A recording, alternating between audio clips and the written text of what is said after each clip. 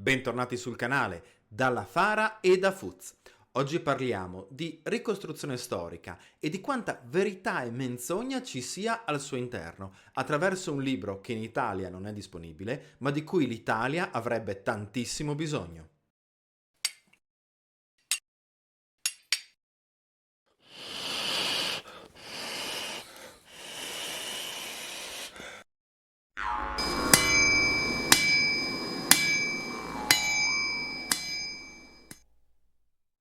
Come sempre, bentornati sul canale. Vi ricordo che iscrivervi al canale, cliccare la campanellina, guardare i nostri video fino in fondo è già un grande modo di supportarci. Se siete più generosi, trovate in descrizione come diventare abbonati o Patreon, o ancora potete supportarci con i super grazie qui sul canale.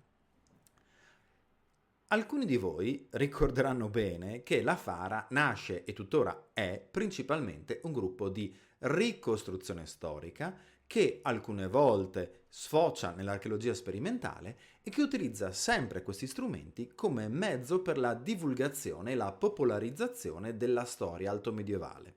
Detta così sembrerebbe molto facile, ma lo scenario italiano, per quanto ristretto, sì, perché l'alto medioevo italiano è poco apprezzato dal pubblico, mentre se facessimo questa discussione sulla antichità romana o sul tardo medioevo dovremmo parlare di infinite realtà.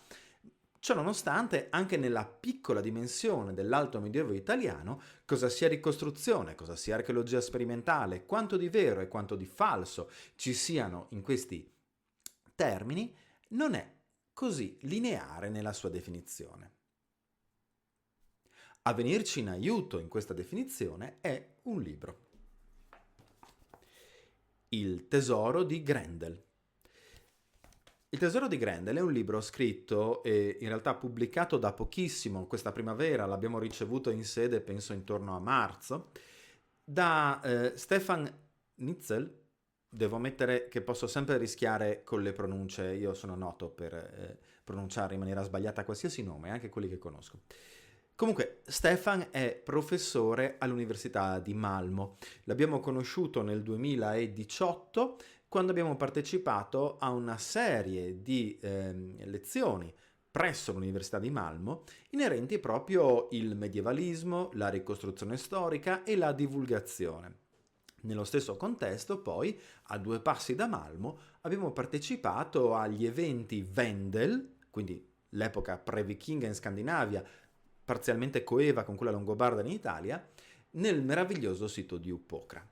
Ecco che Stefan, che è uno studioso di storia contemporanea, ha dedicato il suo lavoro ad analizzare come la narrazione della storia altomedievale in particolare venga oggi declinata nel mondo contemporaneo.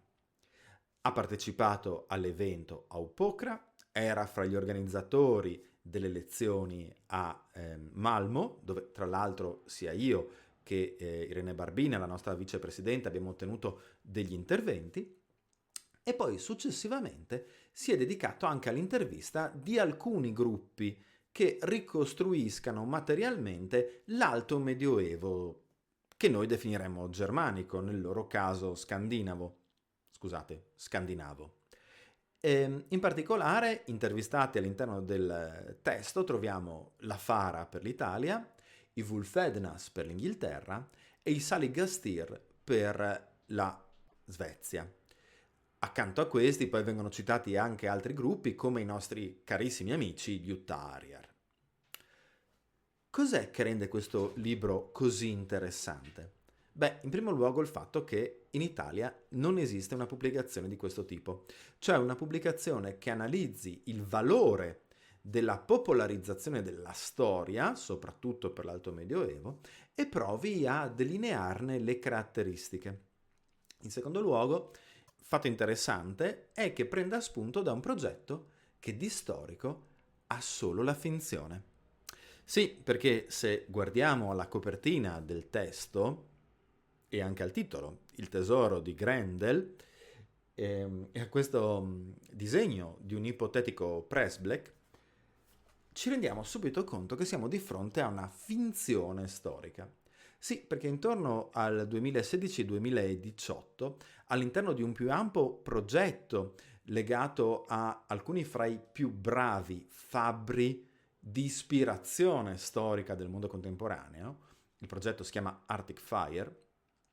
È stata realizzata un'edizione tutta dedicata alla realizzazione di materiali, di elementi materici che ipotizzassero la ricostruzione di un ritrovamento archeologico mai avvenuto.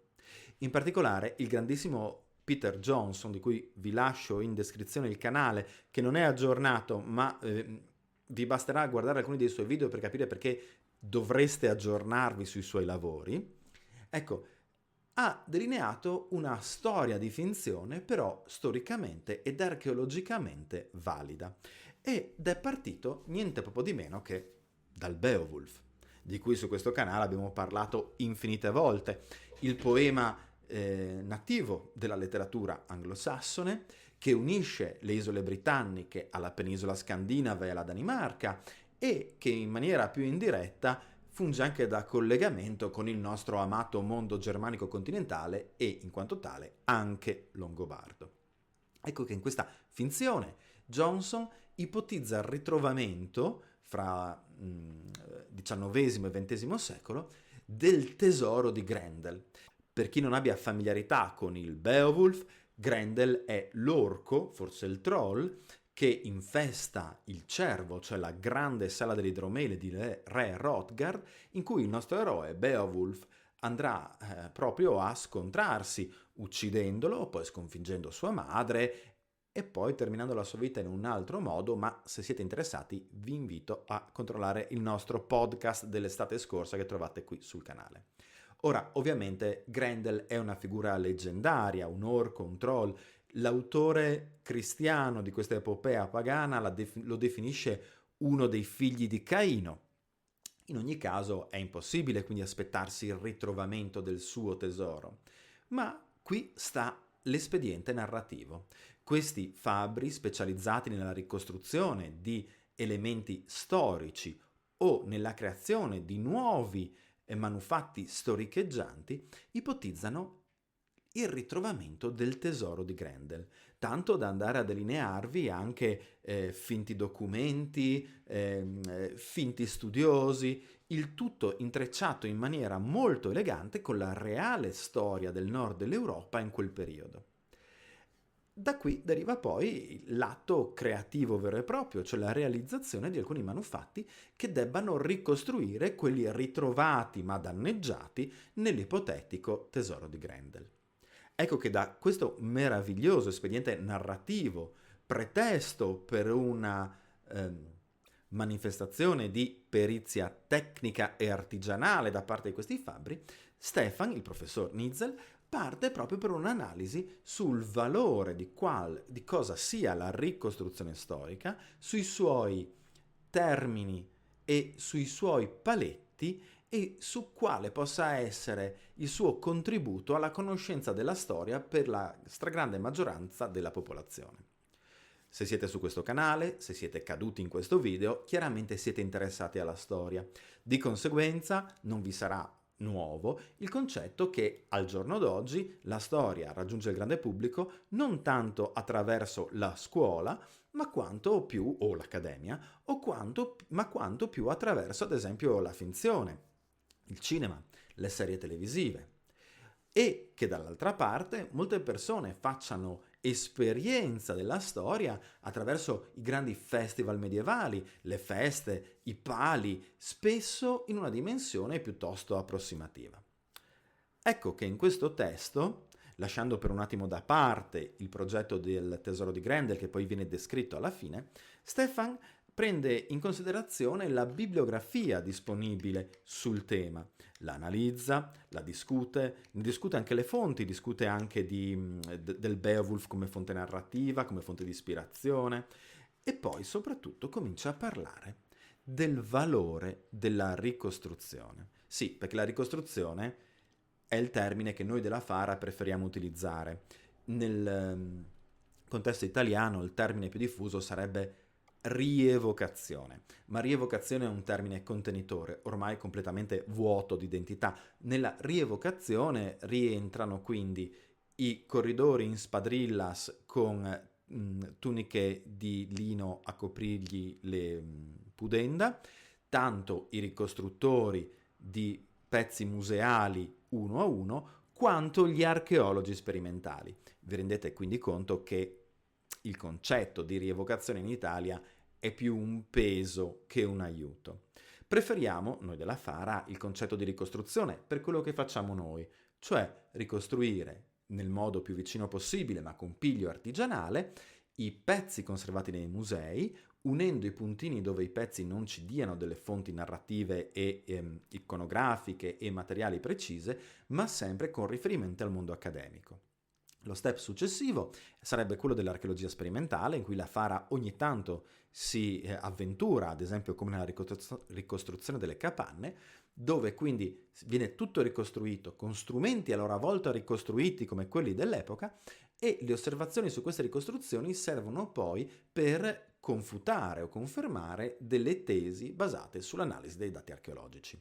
Ecco quindi che nel mondo italiano potremmo parlare di rievocazione, con la R minuscola. Io so che molti sono affezionati a questo termine, ma permettetemi questo distinguo semantico all'interno di questo video e del contesto della Fara. La rievocazione è quella parte del mondo interessato alla storia, di un mondo non accademico, non professionale, che non si interessa nemmeno tantissimo alle fonti, che ricostruisce un medioevo immaginato come avrebbe potuto essere o come avrebbero voluto che fosse. Ecco, quella per noi della Fara è la rievocazione. Poi c'è la ricostruzione, che è ricostruire la cultura materiale di un periodo, calarci all'interno un'interpretazione della cultura non materiale del periodo, e quella è la ricostruzione, ed è quello che principalmente fa la Fara.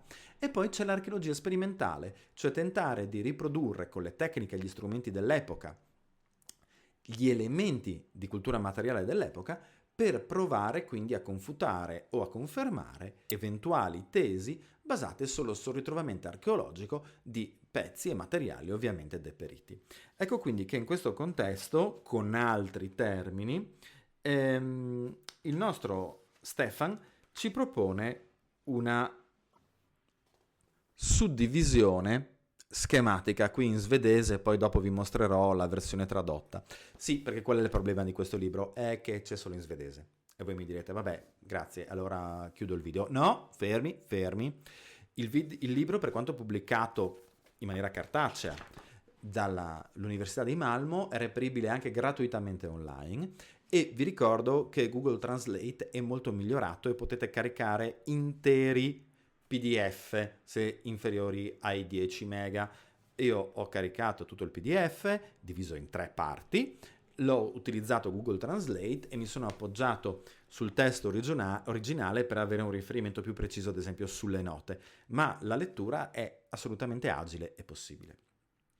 Ecco che in questo testo quindi Stefan va a delineare una realtà contemporanea in cui l'interesse per la storia della popolazione è molto forte, ma allo stesso tempo, e questo lo aggiungo io, la disillusione, il distacco verso il mondo accademico è altrettanto forte, in particolare in quelle parti d'Europa in cui hanno avuto la meglio alcune visioni un po' populiste, per cui chi sa non ci racconta le cose vere e noi dobbiamo farci la nostra idea.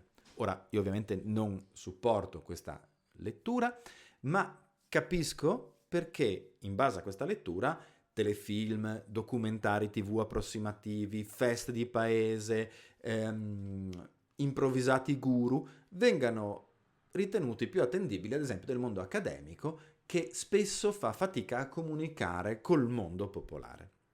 Ecco che in questo la ricostruzione storica, la drammatizzazione degli eventi storici diventa un potentissimo mezzo di comunicazione della storia, più potente e, volendo, più attendibile delle serie TV, dei documentari approssimativi, delle feste di paese. Stefan quindi analizza tutti questi elementi, va a delineare la realtà di queste situazioni, dalle feste poco interessate all'attinenza storica, quelle che sfociano nel fantasy, che quindi a noi su questo canale non interessano, all'apice dell'archeologia sperimentale, che ha quindi un'applicazione accademica oltre che un'origine accademica, e nel mezzo quella nocciolo di ricostruttori che fa dello squilibrio verso la verità uno degli elementi costitutivi. Sì, perché in tutto questo dibattito l'argomento fondamentale è nel raccontare la storia, consapevoli che raccontandola la forziamo, ne diamo un'interpretazione e non saremo mai veramente forieri del dato oggettivo, ci sarà sempre un'influenza della nostra contemporaneità, ma nel tentativo di raccontarla nel migliore dei modi esiste una piccola nicchia fatta di divulgatori, ricostruttori, che sul tema della verità scommettono tutto il loro operato, che dedicano all'aggiornamento, allo studio, al miglioramento, alla revisione delle loro ipotesi, delle loro ricostruzioni, tutto il loro tempo libero quando non riescono a farne un lavoro. Ecco, nel nostro piccolo la Fara fa questo, ma come diciamo sempre, voi dovete guardare ad esempi più grandi di noi, e in particolare ad esempio ai Wulfednas, i migliori ricostruttori per l'Alto Medioevo, in Europa e quindi nel mondo. Ecco, Stefan analizza questi aspetti, fa vedere come il rapporto con le istituzioni accademiche, con i musei, come nel nostro caso il Museo Archeologico Nazionale di Cividale, siano fondamentali per permettere un aggiornamento continuo, un confronto con le fonti, un miglioramento delle ipotesi interpretative. Questo mondo della ricostruzione è un mondo che può dare tantissimo a quanti siano curiosi di cos'era la storia dal punto di vista materiale. Vi ho detto all'inizio del video che il problema di questo libro è che oltre a essere in svedese è che non c'è in Italia. È vero, ma c'è un libro in cui alcuni di questi elementi vengono analizzati da un punto di vista successivo, se vogliamo. Stefan si prende la briga di analizzare il contesto, di darne una definizione, di dare gli estremi, dal fantasy alla scienza, passando dalla divulgazione seria e impegnata. Ecco, in Italia noi abbiamo un punto di riferimento nella figura professionale del professor Marco Valenti. Marco è un caro amico della Fara, me l'avrete già sentito citare più volte, anche come autore del meraviglioso libro Il Barbaricum, ad esempio, ed è uno dei pochi accademici, insieme ad Angela Borzacconi del Museo Archeologico Nazionale di Cividale, a Fabio Pagano, già direttore di Cividale, e a Vasco La Salvia e ad alcuni altri, che credono nella ricostruzione come strumento di divulgazione se filtrata attraverso una forte scientificità. Alcuni anni fa, nello stesso periodo in cui Stefan iniziava a teorizzare il libro che ha scritto, Marco curava e pubblicava per le edizioni del Giglio questo libro. Dalle fonti alla narrazione, ricostruzione storica per il racconto della quotidianità. Capirete che i due libri sono chiaramente connessi fra loro e lo sono anche in maniera sottile.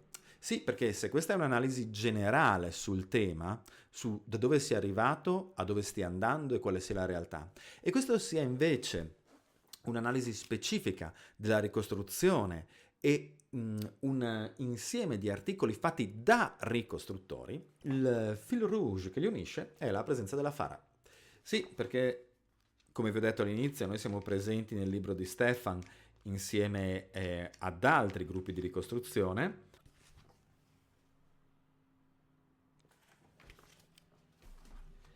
E qui invece, su Dalle fonti alla narrazione, siamo presenti come autori.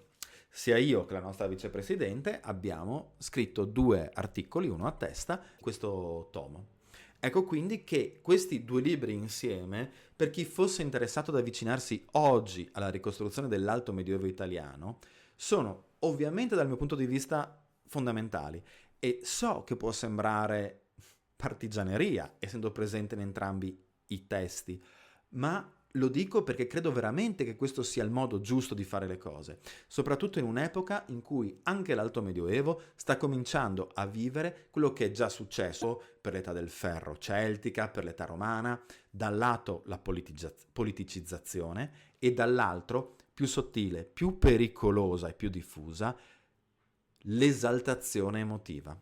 molti eventi, molti gruppi, molti contesti che si occupino di alto medioevo prediligono la drammatizzazione, l'individualizzazione della narrazione, cioè il leader ha un'idea di come fosse l'alto medioevo, un'idea che non per forza è quella più aggiornata a livello accademico, ma è quella che lo soddisfa di più e viene tramutata in un messaggio che raggiunge il pubblico. Ecco, dal punto di vista della Fara, questo è quanto più di lontano esista dalla divulgazione. Ecco perché vi consiglio questi due libri. So che sembra uno spottone, ma un libro è del 2018, l'altro è gratuitamente disponibile online. Non otteniamo nessun vantaggio commerciale ed economico da consigliarli. È semplicemente una constatazione del fatto che dal punto di vista di chi vi parla, e se ci state seguendo penso che siate affezionati al modus operandi della Fara, questi due libri insieme danno una meravigliosa definizione di come dovrebbe essere la ricostruzione. E non perché come la facciamo noi siamo nani sulle spalle dei giganti. Anche nel libro curato da Marco ci sono ricostruttori ben più bravi di noi, ma è il modo di fare che conta, è l'approccio, è il rispetto per la materia, la comunicazione con l'accademia, il rispetto per il territorio, la consapevolezza di essere tutti, anche i più bravi fra noi, quelli a cui noi guardiamo come modelli, responsabili del messaggio che comunichiamo. Se quello che vi ho detto vi interessa, vi avviso che alla fine di giugno, l'ultimo weekend, sarò presente con un intervento proprio sulla ricostruzione storica, il suo valore e la sua responsabilità sociale, alla kermesse nota come Nocera Longobarda, accanto a storici e ad archeologi che racconteranno la cultura materiale e il contesto storico del mondo longobardo. Io racconterò quanto la ricostruzione possa servire per far raggiungere al più grande pubblico possibile tutti questi dati che loro dedicano la vita a ottenere. Sperando di avervi interessato, alla prossima e mandi!